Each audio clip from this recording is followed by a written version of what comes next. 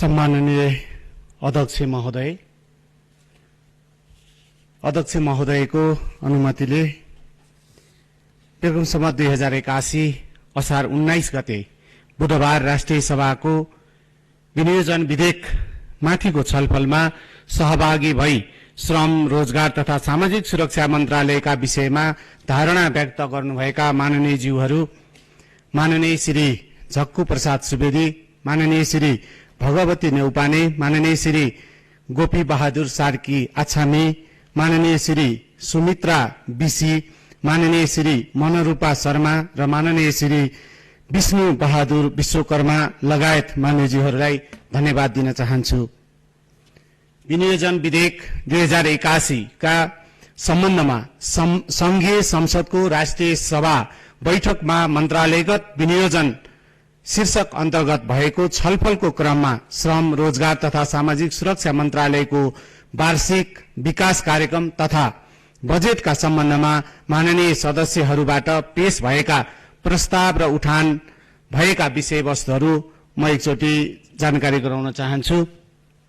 सम्मान्य अध्यक्ष महोदय, माननीय श्री झक्कु प्रसाद सुवेदी ज्यूबाट युवाहरूका बाध्यतावश वैदेशिक रोजगारीका लागि खाडी मुलुक गएका छन्। आन्तरिक रोजगारलाई प्रवर्धन गर्दै वैदेशिक रोजगारीमा जाने प्रवृत्तिको न्यूनीकरण गर्नुपर्ने, वैदेशिक रोजगारीलाई सुरक्षित बनाउन वैदेशिक रोजगारीमा जाने व्यक्तिलाई दिइने अभिमुखीकरण तालिमका लागि बजेट न्यून रहेको, वैदेशिक रोजगारीबाट फर्केका व्यक्तिहरूका लागि सिप, तालिम, रोजगारी, उद्यमशीलता विकास कार्यक्रमहरू विनियोजन विधेयकमा रहेको र तिनलाई प्रभावकारी बनाउनु पर्ने।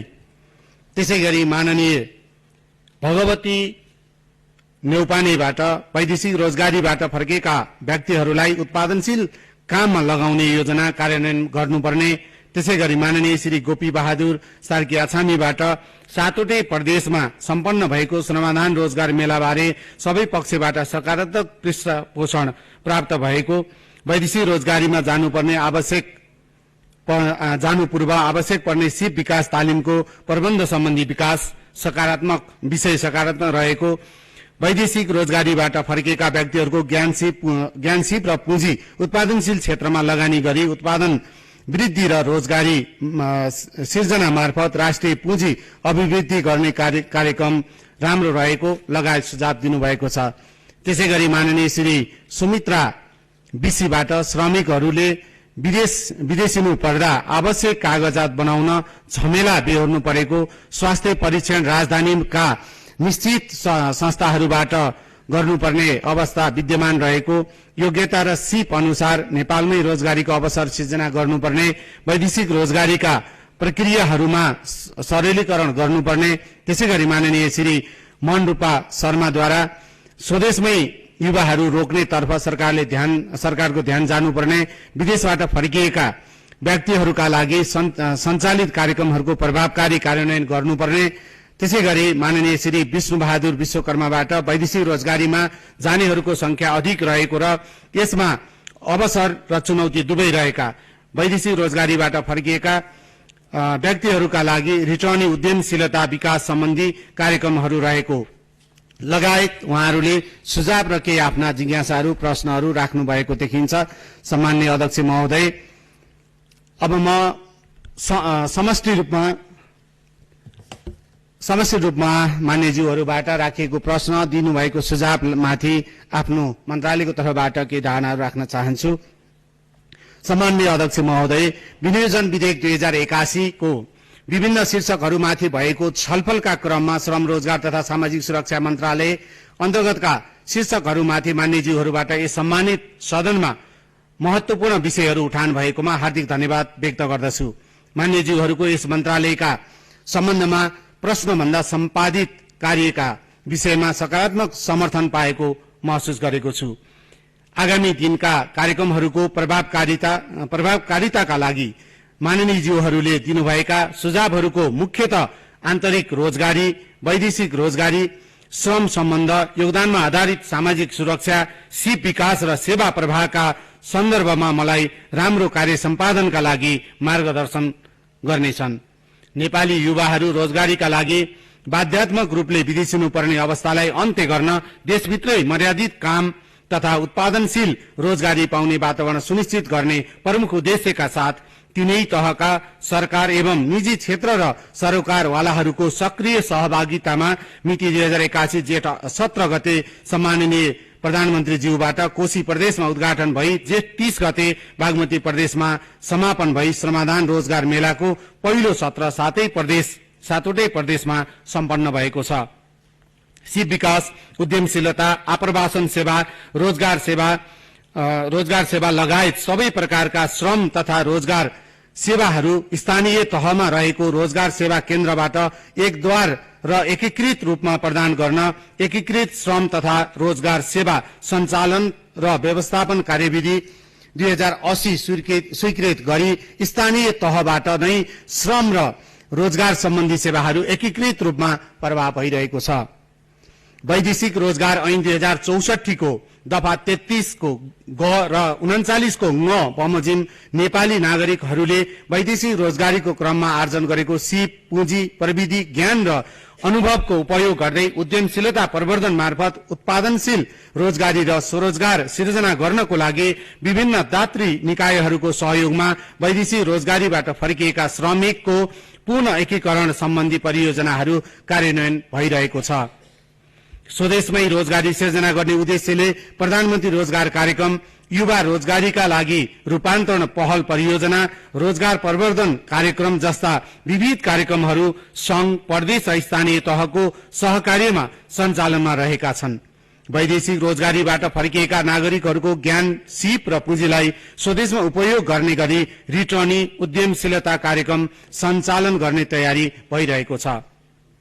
प्रधानमन्त्री रोजगार कार्यक्रमबाट चालू आर्थिक वर्ष 2080-81 को असार 19 गतेसम्म 52,508 जनाले औसत 81 दिनको रोजगारी प्राप्त गरेका छन्। प्रधानमन्त्री रोजगार कार्यक्रमलाई पुनर्संरचना गरी सिप विकास र उद्यमशीलतासँग आबद्ध गर्ने गरी प्रक्रिया अगाडि बढाइएको छ।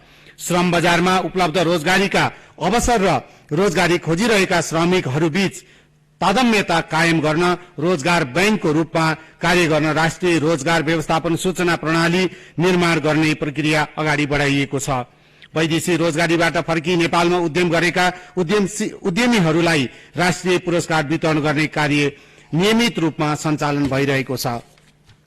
सम्माननीय अध्यक्ष महोदय, श्रम स्वीकृतिको लागि निर्णयको तह घटाई 2 शिफ्टमा कार्यालय सञ्चालन गरी 1 घण्टा भित्रै श्रम स्वीकृति प्रदान गर्ने व्यवस्था गरिएको छ। साथै श्रम स्वीकृतिको दैनिक कोटा हटाइएको छ र 24 घण्टा आवेदन दिने व्यवस्था मिलाइएको छ, जसबाट नागरिकले हैरानी, लागत र समय घटेको छ।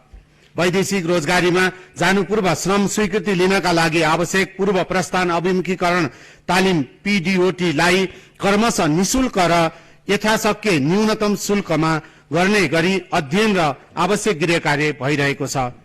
वैदेशिक रोजगार सम्बन्धी सूचना तथा परामर्श प्रदान गर्ने कार्यलाई आगामी आर्थिक वर्ष 2081-82 देखि 77 वटै जिल्ला र 753 वटै स्थानीय तहमा विस्तार गरिएको छ। साथै वैदेशिक रोजगारीलाई सुरक्षित, मर्यादित, पहुँचयोग्य बनाउने उद्देश्यले व्यक्तिगत र पुनः श्रम स्वीकृति सम्बन्धी सहजीकरण सेवा 753 वटै स्थानीय तहमा रहेको रोजगार सेवा केन्द्र मार्फत हुने व्यवस्था गरिएको छ। वैदेशिक रोजगारीको सिलसिलामा मृत्यु हुने मृतकका परिवारलाई दिइने क्षतिपूर्ति बापतको रकम 7 लाखबाट बढाई 10 लाख हुने गरी प्रस्ताव गरिएको छ। अंगभंग वा मृत्यु भएका कामदार र निजका परिवारलाई उपलब्ध गराउने आर्थिक सहायता तथा छात्रवृत्ति सम्बन्धी सेवालाई समेत अनलाइन मार्फत प्रदान गर्ने व्यवस्था मिलाइएको छ। वैदेशिक रोजगार बोर्डको तथ्याङ्क अनुसार 2078-79 देखि चालू आर्थिक वर्षको जेठ मसान्तसम्म वैदेशिक रोजगारीमा गएका नेपालीहरूको 4080 को मृत्यु तथा 1262 जना अंगभंग भएका छन् भने निज वा तिनका परिवारलाई रु 2 अर्ब 14 करोड़ 36 लाख 27 हजार आर्थिक सहायता उपलब्ध गराइएको छ। वैदेशिक रोजगारीको सन्दर्भमा हुने अनेकन ठगी लगायतका गुनासाहरू र श्रमदान कल सेन्टरमा प्राप्त भएका सबै प्रकारका गुनासाहरू समयमै सम्बोधन गर्ने व्यवस्था गरिएको छ। साथै इजाजत प्राप्त संस्थाहरूबाट मन्त्रालय र मातहतका निकायहरूले कमिसन उठाएको सूचना प्रमाण सहित दिएमा दोषीलाई 24 घण्टाभित्र कारबाही हुने बेहोरा जानकारी गराउन चाहन्छु। सम्माननीय अध्यक्ष महोदय, विदेशमा अल्पत्र परेका नेपाली कामदारहरूलाई उद्धार गरी तत्काल आश्रय प्रदान गर्न 4 वटा देशहरू ओमान, कुवेत, साउदी अरब र इजरायलमा वैदेशिक रोजगार बोर्डबाट रु 15 लाखका दरले जम्मा रकम रु 60 लाख उपलब्ध गराइएको छ। यो नियोगहरूलाई उपलब्ध गराइएको जानकारी गराउन चाहन्छु। Qatar, Malaysia, Dubai, UAE, Saudi Arab, दक्षिण कोरिया, बहराइन, कुवेत, ओमानमा श्रम काउन्सिलर र श्रम सहचारी परिचालन गरिएको छ। साथै कूटनीतिक नियोगसँग प्रभावकारी समन्वय गरिएको छ।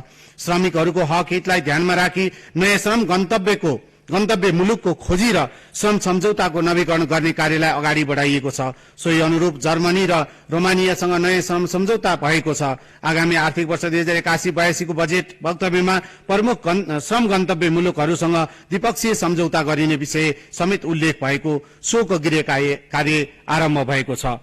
सम्माननीय अध्यक्ष महोदय, आन्तरिक सिपमूलक तालिममा तर्फ सबै प्रतिष्ठानबाट हालसम्म करिब 2500 जनालाई सिप विकास सम्बन्धी विभिन्न तालिमहरू प्रदान गरिएको छ। राष्ट्रिय तथा अन्तर्राष्ट्रिय श्रम बजारको माग बमोजिमका तालिमहरू सञ्चालन गर्न राष्ट्रिय व्यावसायिक प्रशिक्षण प्रतिष्ठानको स्थापना गरिएको छ।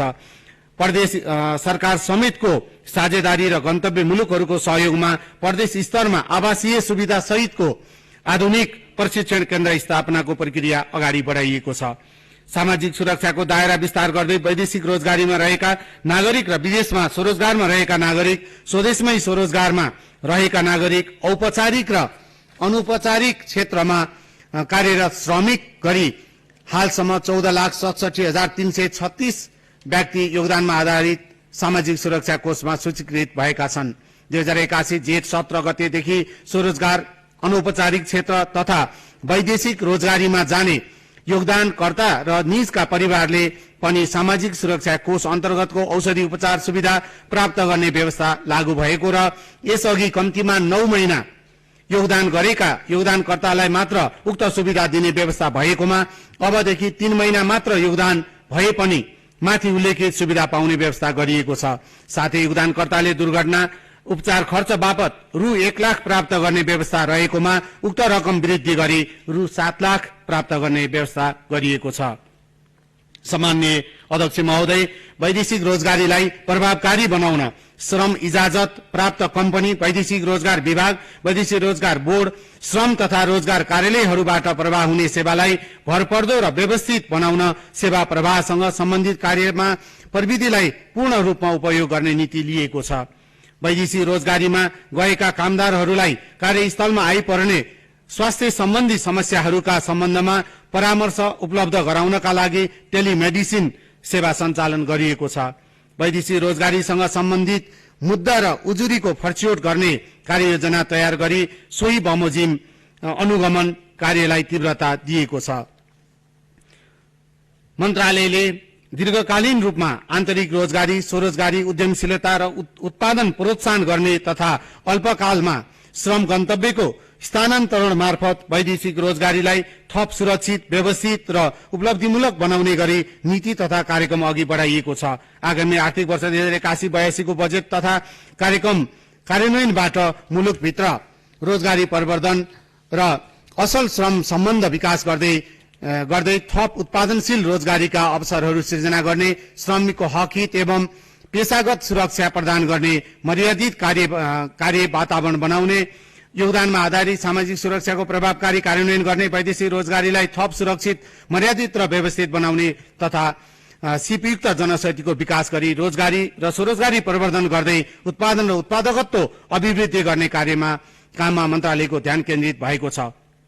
छलफलको क्रममा यस मन्त्रालयका सम्बन्धमा प्रश्न सोध्नुहुने र विभिन्न सुझावहरू दिनुहुने मान्यज्यूहरूलाई पुनः एकपटक धन्यवाद दिन चाहन्छु।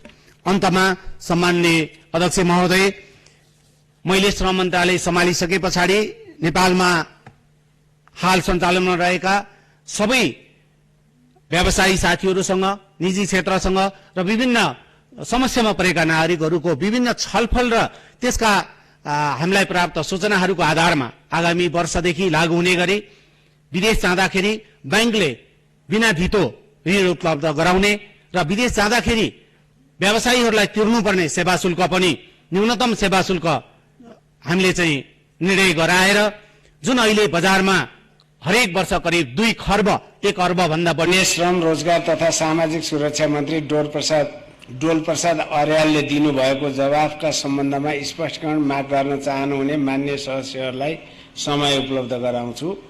विनियोजन विधेयक अन्तर्गत सम्बन्धित मन्त्रालयको विनियोजन शीर्षकमाथिको छलफलमा भाग लिनुभएका मान्य सदस्यहरूले मात्र स्पष्टीकरण माग गर्न पाउनुहुने ब्यौरा जानकारी गराउँछु।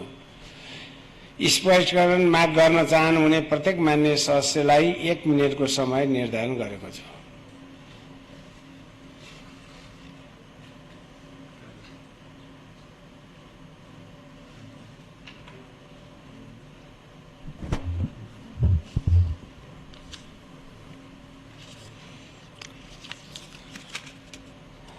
मान्य सदस्य राधेश्याम पासवान।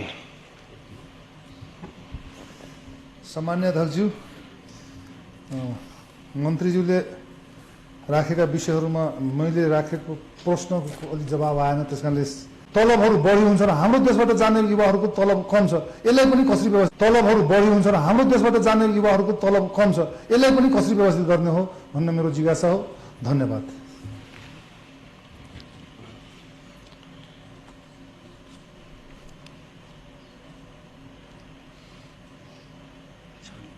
मान्य सदस्यहरू, अब मान्य सदस्यहरूले सोध्नु भएको स्पष्टीकरणका सम्बन्धमा प्रश्न पार्न मान्य श्रम रोजगार तथा सामाजिक सुरक्षा मन्त्री डोल प्रसाद अर्याललाई समय उपलब्ध गराउँछु।